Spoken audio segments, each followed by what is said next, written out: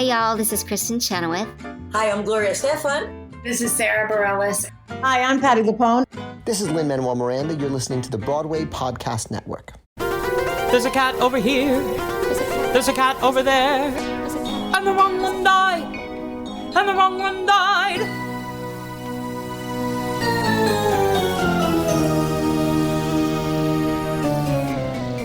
Welcome to The Wrong Cat Died, the podcast breakdown of the catastrophe. I'm your host, Mike Abrams, and today we have another amazing guest. We are working with the Perelman Performing Arts Center reimagined production of Cats called Cats the Jellicle Ball to bring you a series of episodes throughout their run. When I saw the cast announcements, the first message I sent to was to Emma Sofia. So if you are new to The Wrong Cat Died, I encourage you to go back at some point and check out episode number 35, where Emma shares one of the most amazing audition stories I've ever heard for Cats.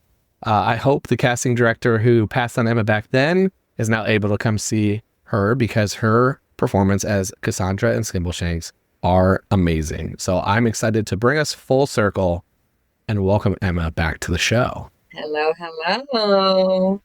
You are the second guest I've had. And when I saw, I was like, I have to have you come back on because I've told many people about your audition story. Like just how crazy and fun and hilarious it was and just how you took it all in stride and are able to laugh about it. But then to now be able to be in a production of Cats really is full circle. I mean, it's third time's a charm because it was the Broadway audition, which was the White Unitard audition, the debacle.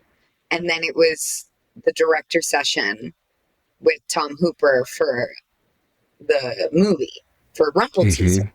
So third time's a charm, you know. I was just waiting for the Vogue rendition of Cats. Yeah. the White Unitard one is the story we talked about the first time, which is hilarious. So and foolish. Then I mean, it is, everyone should go back and listen to it because it's such a fun story and I love hearing your interpretation of it. But was that your reaction too of like, this is third time a charm when you booked this? Yeah, it was. Because I was like, what is this thing with Cats? It keeps like almost. It was just an almost thing. And I was like, okay, I guess Cats is just not meant for me, even though I always felt like that was the perfect show for me. Yeah, and I was like, okay, it's just not going to happen. And then it happened. And I'm so happy that it's with this version because it feels the most authentic to me, to my true self. Yeah, it's a different version and you are playing two different Cats in two different ways than I think are the way that most people are used to seeing them for Cats, which is, I think, a huge part of what makes this show great is the tweaks to the interpretation of the original source material. Absolutely. I mean, I made a very purposeful choice as Cassandra to be more cat-like and to be more like homage to the original version. I like, you know, and she's much younger. So, you know, I had being two cats was a problem solver in the workshop. It was, so we did a workshop. They had 3 workshops. I was only in the 3rd and I was the last person cast. And then they were like, oh, in our version, Skimbleshanks needs to be late to the ball. They were like, we need you in the first act. So just be Cassandra. And I was like, okay. And it was just kind of like a problem solver. And then just doing the rehearsals for the PAC run, I had this like aha moment, this very deep identity moment with being these two cats. Because Cassandra became Emma in her 20s. The Emma that was very successful at a very young age and fierce and fun, but just like reckless and just kind of a mess. Like she's always chasing after boys and chasing after something. Like Cassandra, her physicality is very much like up here and always alert and looking around and searching for something external. And then Skimbleshanks is me now. You know, I'm 33, and this year has been very transformative for me just on a personal level. And I feel like I've kind of like evolved into the next Pokemon. My Pokemon has evolved, you know, and Skimbleshanks is Emma now after, you know, the pandemic was tough. You know, I shot the sitcom, which was cuckoo crazy. And after the sitcom, I came back to New York and I went through a mental health thing. I moved to Miami for a year because I was able to buy a house because of Call Your Mother. Thanks, ABC. And I really had kind of a loss of identity. And then I had to rebuild that. Just, you know, life was lifing. Yeah. And I feel personally like I have evolved into the person that I'm going to be for the rest of my life, which is much more grounded, much more confident, and somebody who loves themselves. Yeah. And I didn't realize that I didn't really love myself in my 20s. I just was riding the wave of success and Broadway and TV and boyfriends and parties and this and that and this. And now I feel so much more in service for my community because I am grounded and I know who I am. And that is Skimbleshanks. Skimbleshanks, I read, like when I was doing research, there was this one great article. You know, there's so much fan fiction and fan articles. I know you know. More than most. Yeah. And there was this one like quite philosophical interpretation of Skimbleshanks, and they were talking about like the themes of Skimbleshanks, like subtext, and they called him the unsung hero. He's one of those jobs that is under the radar, doesn't really get accolades for being in service for the community and for being in service in the railway train. So it was this huge identity, like aha moment. I made this collage because Jalen and Bill were like, they put up all of our cats' names on the wall in the rehearsal studio at New 42, and they were like, bring in images. And I just had this like inspiration, and I was like, I'm gonna make a collage. And I like went into this like 4-hour like portal, and I cut up all these magazines. I printed all these pictures of myself, and it was literally what the collage became was Cassandra evolving into Skimbleshanks. I like cried about it. It got deep, man. It got deep. And it was a happy, you know, and it was just a problem solver. It was an accident. They were like, oh, just be Cassandra. And then it became this reflection of my identity of Emma in her 20s evolving into Skimbleshanks. Like now I know who I am. I'm in service for the community and I'm a badass. Yeah. Is that hard to go through that journey every night? Because you're essentially reliving both sides of that and that evolution, with your intermission being your like aha moment. I mean, it's now we're in the flow. It's been, you know, we've had 2 weeks of audiences. I don't know. I'm like, every day blurs, I'm sure. Everything is blurred. But now I'm in the swing of it and I'm in the pocket of the show. So it's become less emotional because I definitely did have in the studio some emotional, you know, just aha moments and vulnerability. It was a very vulnerable process. You know, Bill and Jalen created a really vulnerable environment, a very collaborative environment. So I was safe and able to go to those depths of creating these characters. But now it's just fun. So let me pivot a little bit, and I want to talk about each of the two different cats, because you do have to kind of do like, you mentioned about how you had your own, it's like two different versions of you, but you're also two very different like personalities to portray in Act 1 versus Act 2. So Act 1, you are all over the place. I mean, you are just like energy, or you were moving around so much that it actually took me a second to realize that you weren't Skimble, because I didn't open the, the playbill and program. I was like, oh yeah, you're Skimble, but I was like, this doesn't look like Skimble. No. And but then it clicked of like, oh, this fits Cassandra so well. So did you like, how do you bring that particular mindset to the energy of like, I'm going to go kind of mess with people. I'm going to go around all the different seats, and like you are in people's faces. At one point you were like right in my face. Like you are definitely moving around during the Cassandra section. Well, if you give me a stage and then give me the ability to be immersive with the audience, oh, honey, that's my playground. I lean into improvisation. I love interacting with audience. I'm that kind of a performer. Some would say fearless. Yeah. I really don't have shame, referring back to the Broadway Cats audition. I just don't really have shame. I just don't care. Like, I care about personal things, but when it comes to performance and when it comes to my art and my craft, I dive into the deep end, because I'm like, why not?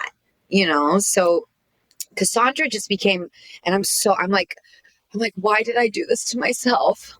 Why did I do this to myself? Because I am running around. I don't stop, and I don't leave the stage for Act 1. Yeah. But she's just this kind of ADD, really energized, just because we're at a ball. And Emma used to go to the club. I never went to balls, but I used to go dance at clubs up until last year, up until this year, up until right before we started Cats.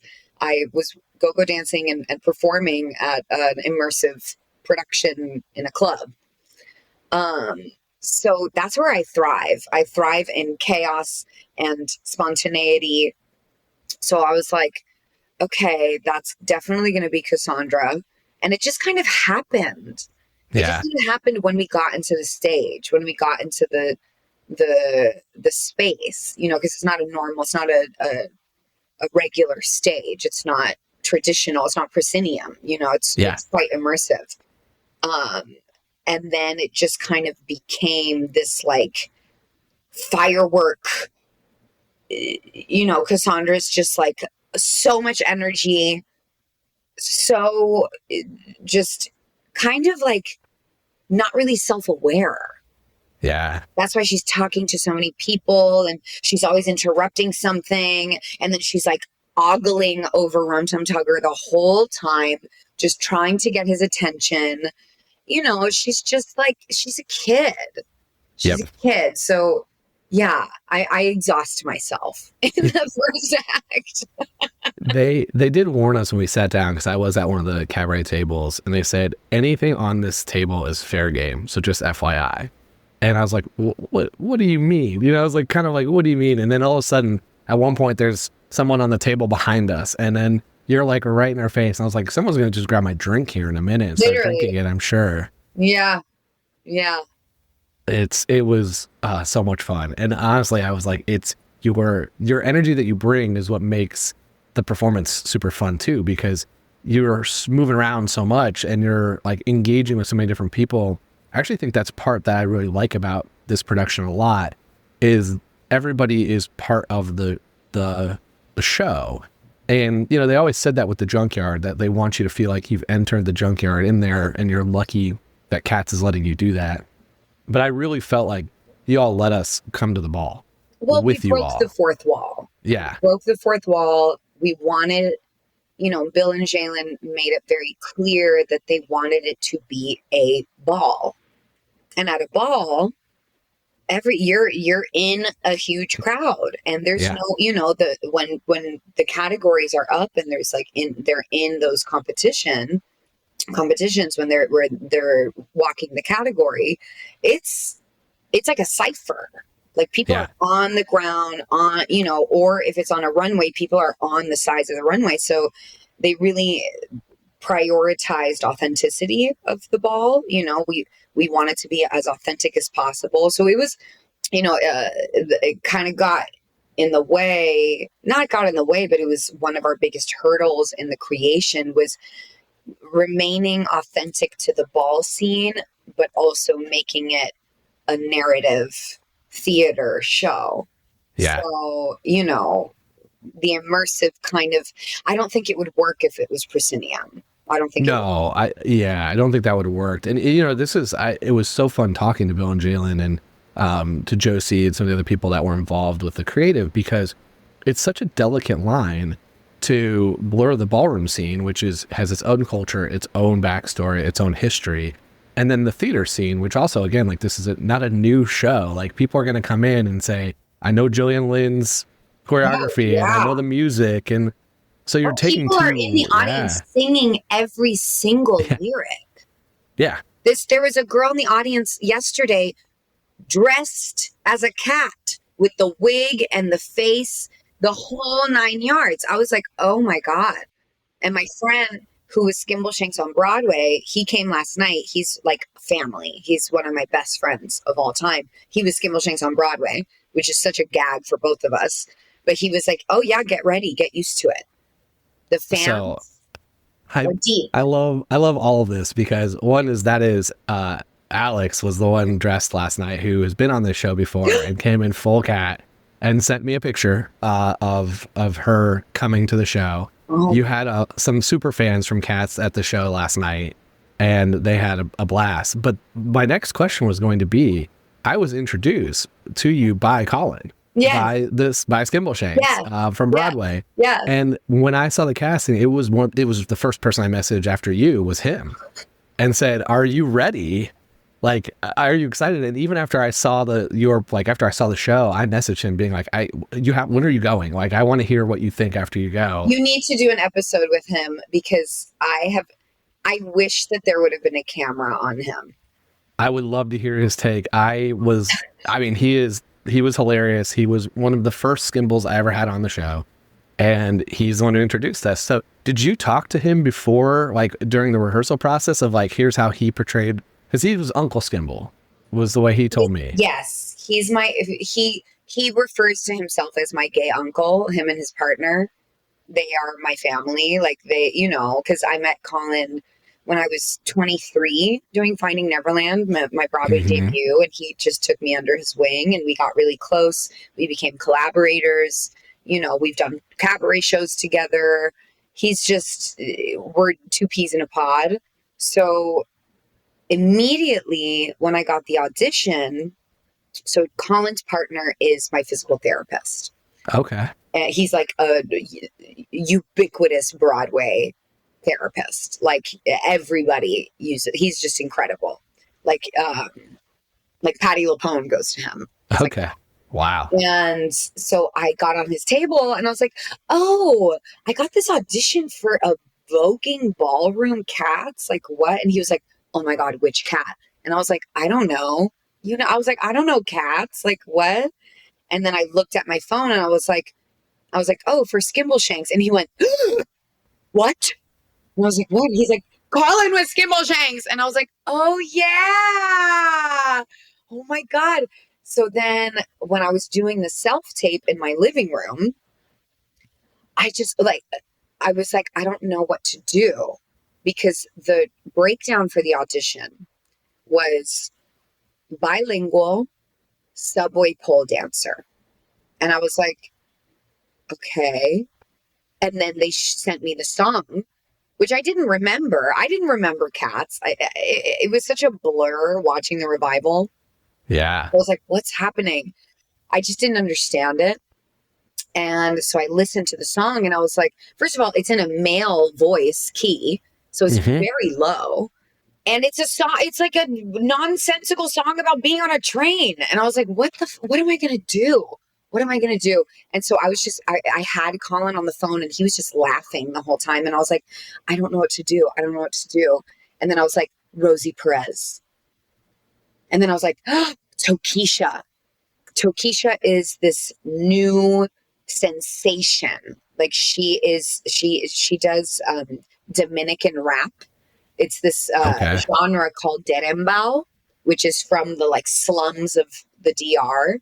And she was this like young street rat, like prostitute. Like she came from nothing.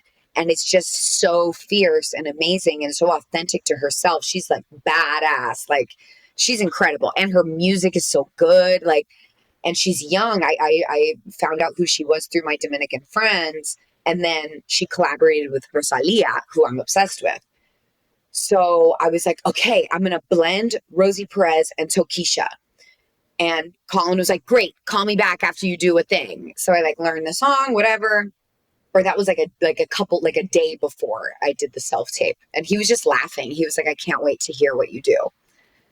Because we crack each other up.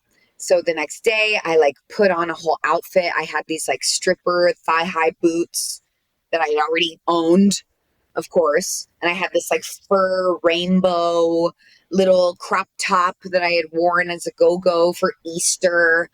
You know, being a showgirl in the city, you got a lot of weird costumes. And I just kind of blended them together. And I did the first take and I sent it to Colin and he was like, great, I love it. But, you know, Skimbleshanks is like, everybody's supposed to love him, you know? So like, cause I was making it very like badass, like, you know, so it was a little, not off-putting, but he was like, make her friendlier.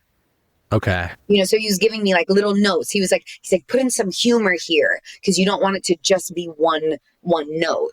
So I was like, great. Okay, I'm going to do another one. So I literally would do another one and then send it to him. And he was like, okay, great. Just do one more. He was having the time of his life. Like he just was cracking up the whole time. He was like, I can't believe this is real. He just couldn't believe it. And then finally I got the right take. And I was like, this is the one. It feels good. And he was like, Emma, this is the best thing I've ever seen in my life. If you don't book this, I don't know who will, because this is brilliant. Because he's so obsessed with cats. You know, any cast member of Cats, you kind of join the cult. Totally. Now, remember in the first episode, I was like, I really don't understand cats. Now I get it. I get it. I'm in. I drank the Kool Aid. I'm here. I love it. So he was so excited about the audition, and he showed everyone the audition. He was like, "This is the funniest thing I've ever seen," because it's just it's so silly. Yeah, it's so silly. You know, to be like New York pole dance. Well, it was supposed to be a pole dancer, but then we switched it to just like the MTA. Yeah, conductor. We kind of blended the conductor and the people who sit behind the little booth that like don't really do anything, but they like have, you know. So yeah, that was the audition and I was so proud of it. And they hired me like a week before we started. So I thought I didn't book it. I was like, okay, they must have found a unicorn because whatever. I was like, this always happens to me with cats. Yeah. Always. I've always almost, but then I booked it. So yeah. That's so Colin so fun. He was the first person I called to tell him that I booked it.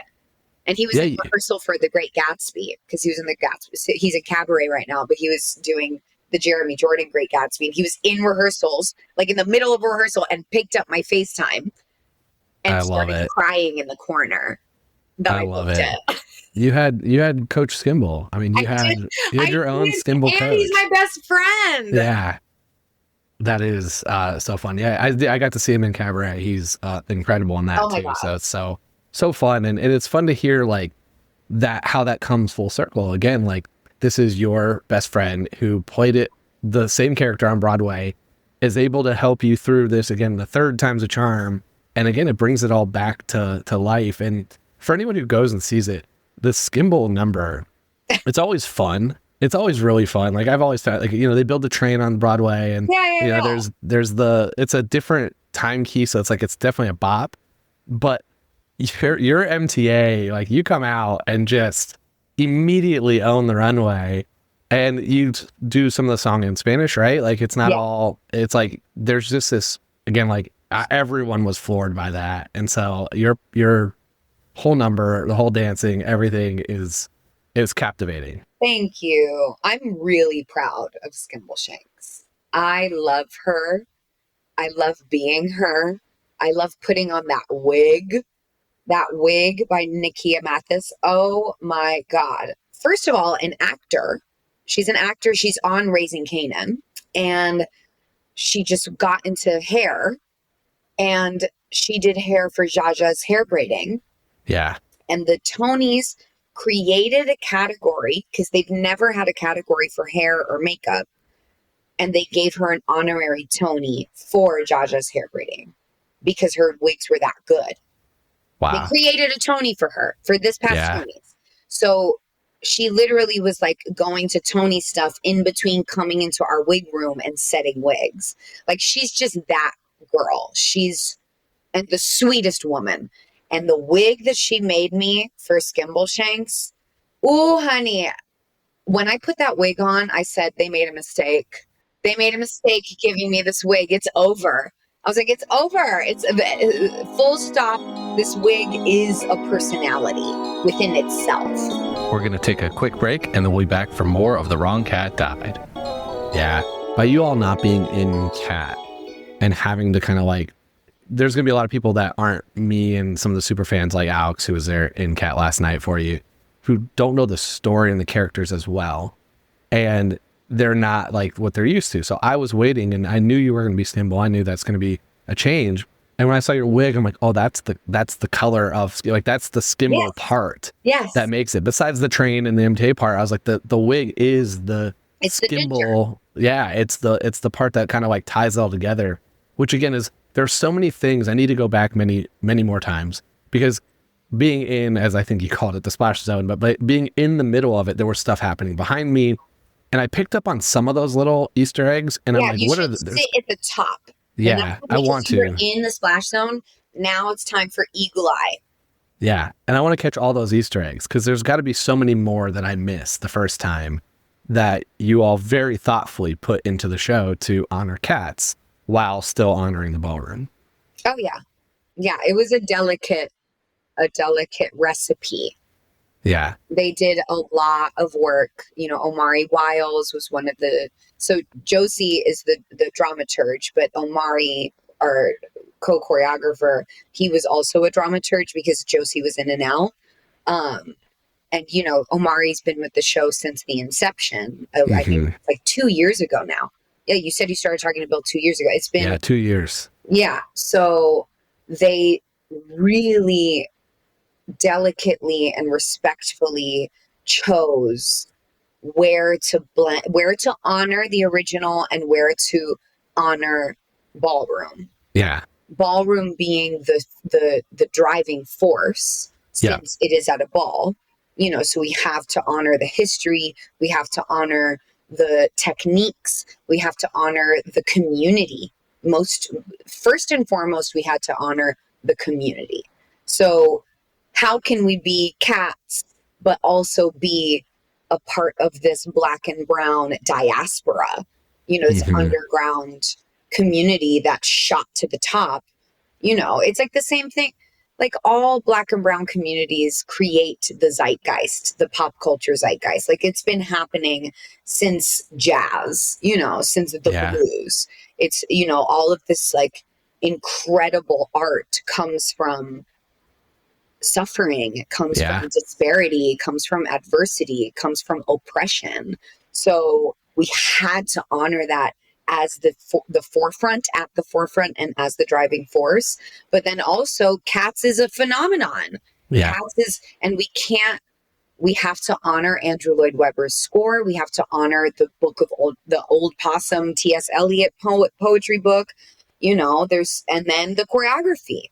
So it was a delicate recipe that they did really well. And the workshop, and that's why it was so collaborative, because Bill and Jalen were like, yes, we are the drivers of this train, but you guys are what's going to make it real.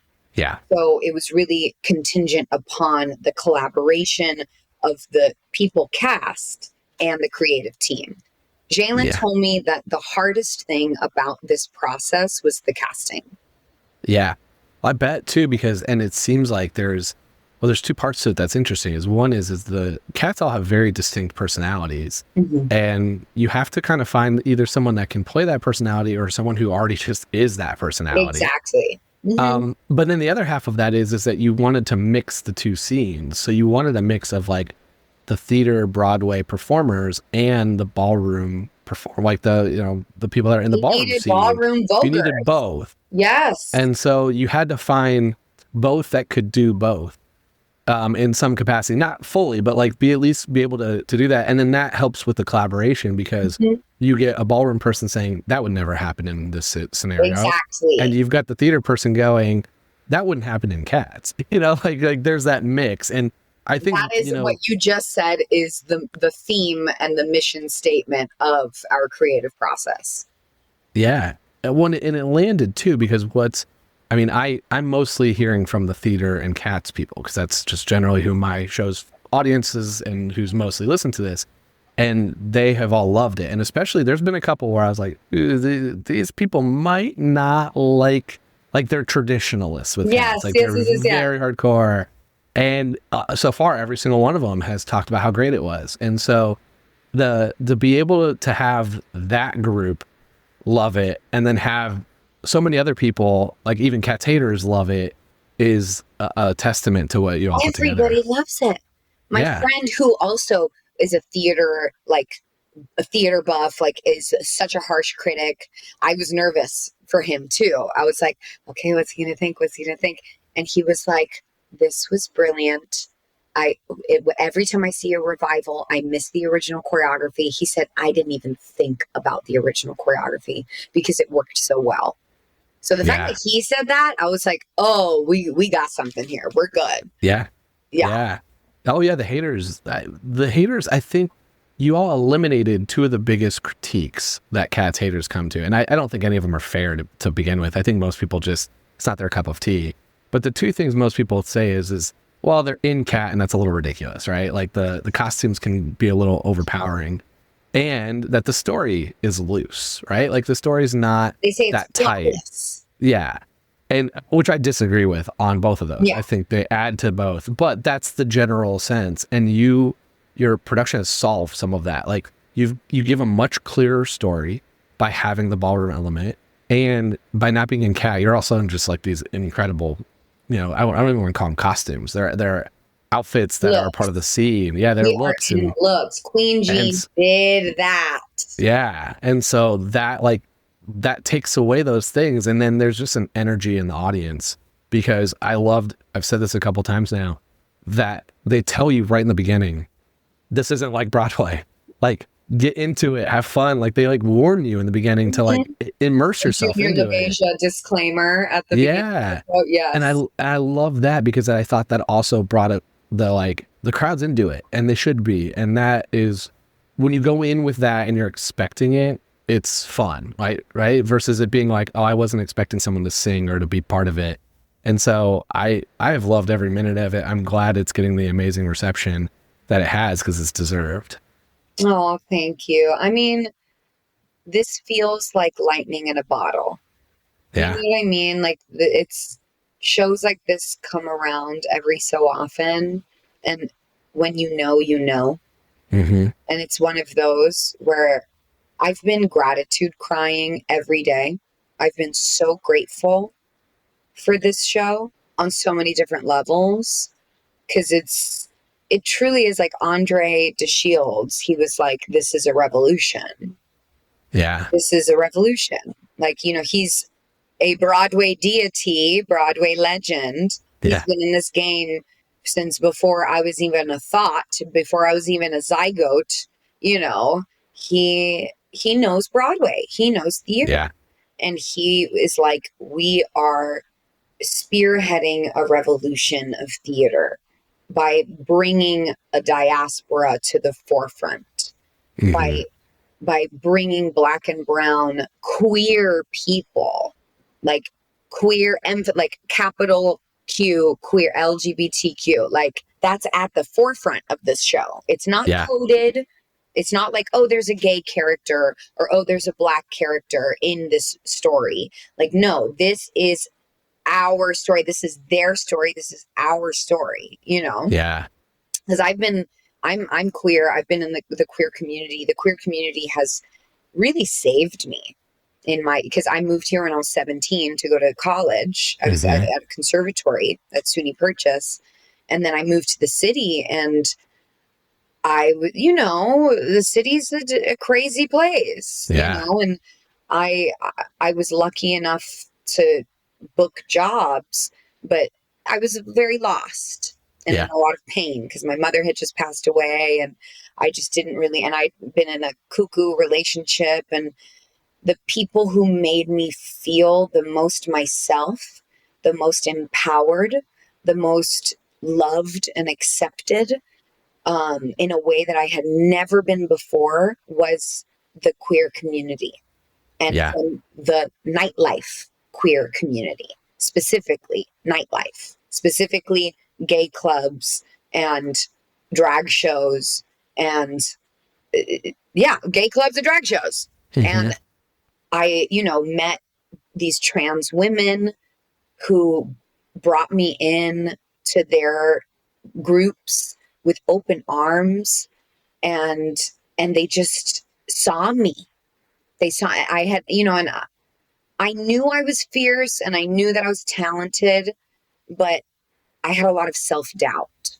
And I always ended up with like boys who would make me feel bad about being so gregarious and so ebullient and big, and I would always try to make myself smaller. And the queer community, the trans Black femme community was the opposite. Yeah. They made me feel, they were like, go more. We love it. Bigger, more, be you. And that, I'm even getting emotional thinking about it like that. I was in my early 20s and I was like, oh my God, like go-go dancing at gay clubs, like makes me feel the most like myself I've ever felt in my entire life. So the fact that I'm doing a show with Andre DeShields and Junior LaBeija, who created pioneered the voguing ballroom scene, like it feels like it was catered to me. Yeah. Because I never walked balls, but I always was mistaken for a voguer. Every time I'd be dancing at a club, people would be like, oh my God, what house are you in? I've seen you vogue before. You're at the house of Gucci. You're Orici. And I would just look at them and be like, yeah, yes, I am a voguer. You're right. But I never was, I just kind of always, that style just always like fit in my body. And then I worked with voguers. So I just kind of would look at what they were doing and just kind of add some of those voguing, moves. But yeah, so now I feel so lucky that I've got to work with these voguing and ballroom legends, because now I've refined that in myself and in my craft. And I just love it so much. So yeah, I feel indebted to the New York City queer scene, because I wouldn't be the performer and artist and human being that I am today if it wasn't for the Black community. So this is just such a gift. I'm just so grateful and proud, and I'm just, It's so great to hear that too. Just like also bringing out the best of your own self, right? Like that you get to be you in the most you way possible, and accepted for that is what you want, right? And that's so great to hear, and to be part of a performance that allows you to do that. It's a gift. Shows it. Yeah, I'm like, this doesn't happen. Amazing. This doesn't happen. The 2 times I've been on Broadway, I was playing a kid. Yeah. I played Wendy, which was so fun and so great. And then I played Veruca Salt, which was so fun and so great, but it was, very different side of myself, and it was very commercial. Yeah. And now you get to playing a MTA sexy pole dancing skimble train conductor. Like what? What a full circle moment. No, it's I mean, again, so awesome. let's do some rapid fire just to close this out here. So if you could go on for any other cat for one night, who would you want to go on as? Victoria. Victoria, baby. Yeah. Oh my God. So Her fun. solo's so good. Yeah. Who are your favorite and least favorite cats personality wise? Mungo Jerry and Rumple Teaser. Our favorite or least favorite? Least favorite. Least favorite. Okay. Cassandra and them have a rivalry. So I just when off the top of my head, I'm like, oh, they're the ones that I'm like, ugh, because they're thieves. They're thieves, and they go up in tag team against my house. So I'm like, ugh. But I love Dava and Jonathan in real life. Yeah. They're amazing. But they're definitely, the cats that get on my nerves the most. Okay. What about favorite? Favorite? I mean, Andre, Old Deuteronomy. Yeah. Come on. Amazing. He's just A legend. Yeah. And just to see him perform is a gift. Favorite song from the show? Memory. I wake up singing that song. It's annoying. I can't stop singing Memory. Okay. If Skimbleshanks was leading a house, what would Skimbleshanks' house be named? Oh my God. Maybe MTA. The House of MTA. MTA. I love it. I've been trying to figure out where they all, like, if they had a house, how would they, like, describe them? Because it all sparked from the House of Glamour, which I thought was great. But then I'm like, all right, what are the other houses? House of Railway. I like MTA. MTA. I think MTA is right. Okay, the important question, and you answered this last time. I argued that I don't think Grisabelle's the right Jellicle choice. You did defend Grisabella last time. You've now been deep in the production. So has your mind changed, or are you still Team Grisabella for your Jellicle choice? Team Grisabella all the way. Sticking with it. All right. I'm not going to try to argue you. I'm not sure if I'm going to count your vote twice, though. I think you only get to count once in the rankings. How can people stay in touch with you on social media and everything else you're working on? I am on Instagram. It's Emma Sofia with an F. Okay. OKAY. Emma Sofia. Okay. That's my handle. I just got a TikTok for the first time, like a week ago, 2 weeks ago. And I'm never on it. I literally just got it to see us because we went viral. But I guess you could follow me on TikTok too, even though I literally have one post and I follow one person. But sure, follow me on TikTok. Okay. Yeah, you all did go viral, and it is crazy. I don't use TikTok that much either. I do have it, and I did post one like right after going, and it also not viral, but like it's a lot more views and likes than anything I've ever posted. And then I even had an Instagram just meme of like the girl yelling at the guy. And even I posted that. It is so funny. That was me. So same thing. I love that. That also has gone a little mini viral for the amount of followers that my show has on social media. So it's you all are a driving force of a lot of internet lore right now, which is super fun. I have had people on the street, literally, because I was like warming up my voice. I was doing a vocal warm up, walking to the subway. And some girl was like, oh, vocal warm up. Like, so, and she's like, what show are you in? And I was like, Cats. She was like, oh my God, you're on Cats? And like, literally so many people just randomly have been like, you're in Cats? Oh my God, I know Cats. And it's like everywhere. Like even my coffee shop is like, wow, your show is doing really well. Everybody knows about it. Like everybody, it's the talk of the town. Yeah. It is. It has definitely been the talk of the town on all theater, especially with the theater group, because, again, there was such anticipation, and then it's delivered so well that now it went from this, like, well, what are we going to see to the, wow, you've got to go see this. Yeah. It's really cool. Kudos to you all. It's been amazing. So everybody needs to run to the PAC. Open till July 28th. Yeah. And so tickets are hard to find now, so... Possible further extension till August. We don't know yet, but I hope that we extend so that everybody can come see. And the PAC does really great accessibility, like tickets. Like there's 30 Yeah. 30. There's veterans, educator discounts. There's group discounts.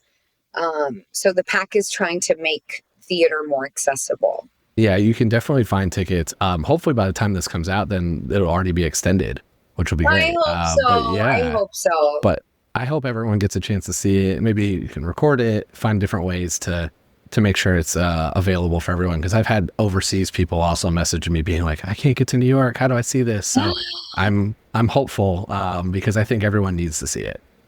Oh, I agree. I think it's the word that keeps coming up for the show is joy. Yeah. It's just It's joy. perfect for it. It's pure joy. What I want you to do is one day I want you to go back and find that old audition white leotard, and I want you to bring it to the performance and wrap up this full circle moment of your third time's a charm. Burn it. Yeah. Burn the Sacrifice white it. leotard. Send it up to the Heaviside layer Yeah. and call it a day. I will do that. I have that unitard still. Well, I'm sure you do. You're not going to get rid of I still have that. it. You've got all your go-go dancing. You've got costumes and props and everything. I assume you still have it. Honey, this closet right there, it's got all of it, all the memories. All the memories. I love it. Well, this has been so fun. I loved getting to see you perform and get your cat's moment and be able to bring this full circle and talk to you again now that you are. The last time I was in my dressing room on the CBS Radford lot shooting Call Your Mother. So, Yeah. And now I'm in my Harlem apartment. You know, life is crazy. It is. And that Call Your Mother show, your character stole that show. It was so fun. Thank you. You're one of the 12 people who watched it. I will say I watched it because of interviewing with you, and I did enjoy your character thoroughly. Oh, thank you. Yeah, it was a fun watch. And then again, I love that you got to have Colin too come see it, and I just like everything about this has been so fun. So I'm glad. He saw it yesterday, and at intermission, I got a text that just said, "I'm not okay." Period. Yeah, I